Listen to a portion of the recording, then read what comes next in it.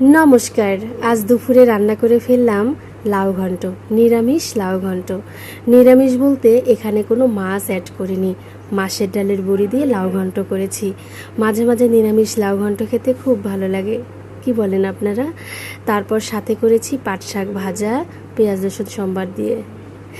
সাথে রান্না করেছি কাসকি আলু শুটকি, ছোট ছোট আলু কুচি করে কাসকি শুটকি দিয়ে ভুনা করেছি।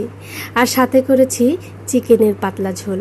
মাংস মানেই আলু, মাংসের আলু আমার যেমন পছন্দ মিস্টার বসাকেরও পছন্দ, তাই চিকেনের পাতলা ঝোল রান্না করেছি আলু দিয়ে। আপনাদের মাংসের আলু খেতে কেমন লাগে অবশ্যই কমেন্টে জানাবেন।